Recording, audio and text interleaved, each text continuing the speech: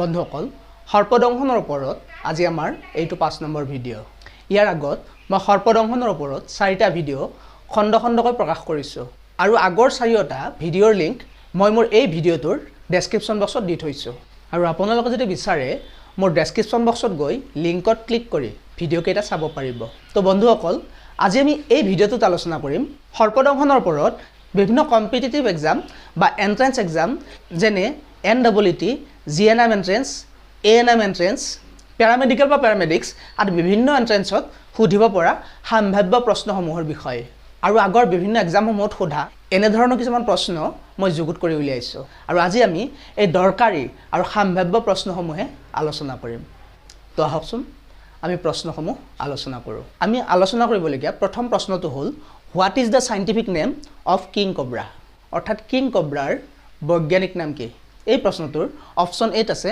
নাজা নাজা option বিত আছে নাজা হানা অপচন সিত আছে অফিওপেগাছ হানা আৰু অপচন ডিত আছে ভাইপাৰ ৰাছেলি এই প্ৰশ্নটোৰ শুদ্ধ উত্তৰ হ'ল অপচন সি অৰ্থাৎ কিং কব্ৰাৰ সাইন্টিফিক নেম হ'ল অফিওপেগাছ হানা এই প্ৰশ্নটোত অকমান চিন্তা কৰিবলগীয়া কথা হ'ল যে সকলোবোৰ কব্ৰাই নাজা জাতিৰ অন্তৰ্গত কিন্তু এই প্ৰশ্নটোত কিং কব্ৰাৰ ক্ষেত্ৰত আমি জাতি লিখিছো অফিওপেগাছ ইয়াৰ অৰ্থ হ'ল যদি আমি কিং কব্ৰা কব্ৰা বুলি কওঁ কিন্তু আসলতে king কব্ৰা is not a real কব্ৰা অৰ্থাৎ কিং কব্ৰা প্ৰকৃততে ফেটি সাপ নহয় ই এটা টোটেলি বেলেগ চৰিত্ৰ আৰু বেলেগ জাতিৰ সাপ কিং কব্ৰাক মাত্ৰ কব্ৰা বুলি ধৰি লোৱা হয় আপোনালোকে যদি মোৰ ইয়াৰ আগৰ ভিডিঅ'টো চাই তাতো আপোনালোকে দেখা পাব যে কিং কব্ৰাক মই ফেটি সাপ হিচাপে ধৰি লৈছো কিয়নো সেই ভিডিঅ'টোত মই সাপৰ সাইন্টিফিক ক্লাসিফিকেশন কৰা নাই সেই ভিডিঅ'টোত মই সাপসমূহক মাত্ৰ চিনাকি কৰাহে দিছো যাৰ বাবে ইমানখিনি বৰ্ণনা মই সেই ভিডিঅ'টোত দিয়া নাই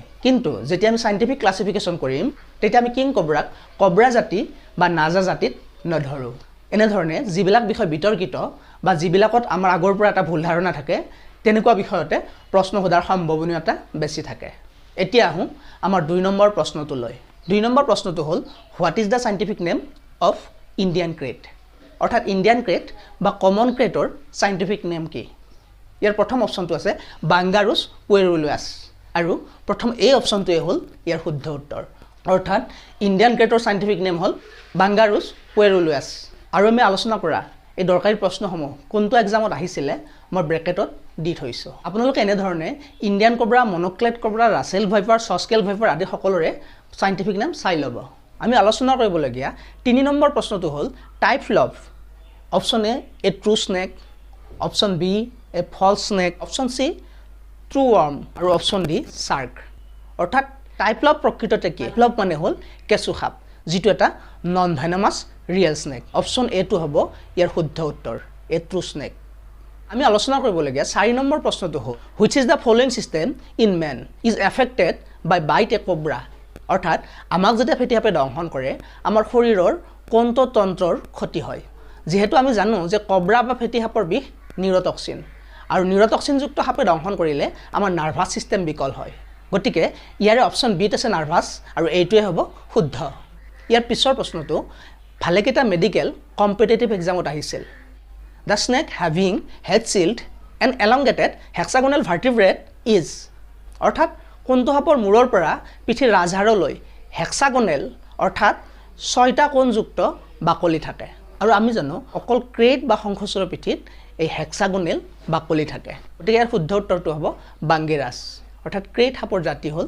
বাংগেৰাছ ইয়াৰ পিছৰ প্ৰশ্নটো হ'ল which is correct for Indian snake অৰ্থাৎ ভাৰতৰ সাপবোৰৰ বাবে তলৰ কোনটো উক্তি সত্য ইয়াৰ শুদ্ধ উত্তৰটো হ'ল ভাৰতত পোৱা আটাইবোৰ সাগৰীয় সাপে বিষাক্ত অৰ্থাৎ অপচন ডিটোৱে হ'ল শুদ্ধ উত্তৰ all sea snakes are venomous ইয়াৰ পিছৰ প্ৰশ্নটো হ'ল which snake is non venomous অৰ্থাৎ কোনটো সাপৰ বিষ নাই option A cobra option B krait option C viper আৰু option D Indian rat snake আৰু আমি জানো ইণ্ডিয়ান ৰেড স্নেক অৰ্থাৎ মচুৱাগম এটা নন ভেনামাছ সাপ গতিকে ইয়াৰ শুদ্ধ উত্তৰ হ'ব ডি ইণ্ডিয়ান ৰেড স্নেক এই সাপটোৰ ওপৰত আমাৰ বেছিভাগৰে সৰুৰে পৰা এটা ভ্ৰান্ত ধাৰণা থাকে যে মচুৱাগমৰ পিছফালে নেজত এডাল কাঁইট থাকে আৰু এই কাঁইটত বিষ থাকে কিন্তু আসলতে তেনে ধৰণৰ একো নাথাকে মচুৱাগম বা ইণ্ডিয়ান ৰেড স্নেক এটা সম্পূৰ্ণৰূপে নন ভেনামাছ স্নেক ইয়াৰ পিছৰ প্ৰশ্নটো হ'ল snacks has option A no eyelids. Option B, movable eyelids. Option C, immovable eyelids. আৰু option D, eyelids placed in pouch. এই প্ৰশ্নটোৰ শুদ্ধ উত্তৰ হ'ল option C, immovable eyelids. অৰ্থাৎ সাপে ইয়াৰ চকুৰ পতা লৰচৰ কৰিব নোৱাৰে। ইয়াৰ পিছৰ প্ৰশ্নটো হ'ল venomous fangs of a snake are modified. Option A, mandible. Option B, maxillary teeth. Option C, canines. আৰু option D, nasals. অৰ্থাৎ সাপৰ বিহদাত দুটা কিহৰ ৰূপান্তৰ? ইয়াৰ শুদ্ধ উত্তৰ হ'ল option B, maxillary teeth. অৰ্থাৎ সাপৰ বিহদাত বা ফেংস দুটা maxillary teethৰ ৰূপান্তৰ।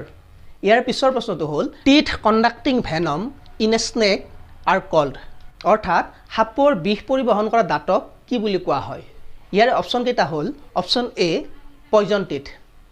Option B, heterodot. Option C, canines. আৰু অপচন D, fangs. ইয়াৰ শুদ্ধ উত্তৰ হ'ল অপচন D, fangs. অৰ্থাৎ সাপৰ বিহদাঁতক আমি fangs বুলি কওঁ। ইয়াৰ পিছৰ প্ৰশ্নটো হ'ল a person bitten by a cobra result in option A, no immunity. Option B, natural immunity. Option C, active immunity.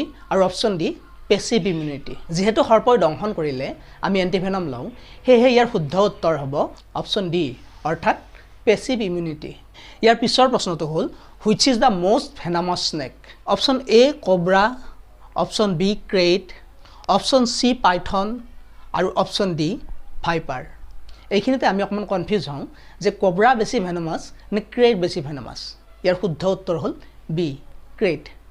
cobra বা ফেটি সাপৰ বিষে এজন মানুহৰ মৃত্যু ঘটাবলৈ প্ৰায় মিনিমাম 12 মিলিগ্ৰাম বিষ ইজেক্ট কৰিব লাগিব। আনহাতে ক্ৰেটে যদি আপোনাৰ দেহত 6 মিলিগ্ৰাম ভেনাম ইজেক্ট কৰে তেতিয়াও আপোনাৰ মৃত্যু ঘটিব পাৰে। সেইফালৰ পৰা চাব গ'লে ক্ৰেট হ'ল আটাইতকৈ ভেনামাছ স্নেক। কিন্তু এইখিনিতে এটা কথা জানি থোৱা ভাল, ফেটি সাপে যেতিয়া আপোনাক দংশন কৰে ই আপোনাৰ এটা দংশনত প্ৰায় 200 পৰা 300 মিলিগ্ৰাম ভেনাম ইজেক্ট কৰিব পাৰে। আনহাতে ক্ৰেটে আপোনাৰ দেহত এবাৰ দংশনত মাত্ৰ 20 পৰা 22 মিলিগ্ৰাম ভেনামহে ইজেক্ট কৰে। এইফালৰ পৰা চাব গ'লে ফেটি সাপ বেছি ডেঞ্জাৰাছ। কিন্তু যদি আপোনাৰ প্ৰশ্ন আহে আটাইতকৈ ভেনামাছ স্নেক কি, তেতিয়া ক্ৰেটে লিখিব লাগিব। ইয়াৰ পিছৰ প্ৰশ্নটো হ'ল study of snake is called. অৰ্থাৎ সাপৰ বিষয়ে যিটো বিষয়ত অধ্যয়ন কৰা হয় সেই বিষয়টোক কি বুলি কোৱা হয়? ইয়াৰ শুদ্ধ উত্তৰ হ'ল serpentology. য'ত আমি সাপৰ বিষয়ে অধ্যয়ন কৰোঁ সেই বিষয়টোক কোৱা হয় serpentology. ইয়াৰ পিছৰ প্ৰশ্নটো হ'ল venom gland of snake are modified. অৰ্থাৎ সাপৰ venom glandটো কিহৰ ৰূপান্তৰ? ইয়াৰ শুদ্ধ উত্তৰটো হ'ল C, salivary gland. অৰ্থাৎ salivary glandে venom glandলৈ ৰূপান্তৰিত হয়।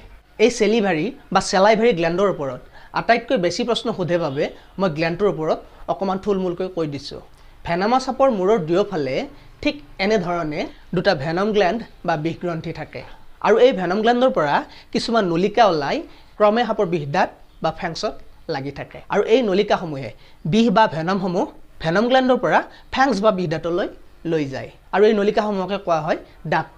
এই ডাক্টসমূহৰ প্ৰথমখিনিক কোৱা হয় প্ৰাইমাৰী ডাক্ট আৰু তাৰ পিছৰখিনিক কোৱা হয় সেকেন্ডাৰী ডাক্ট।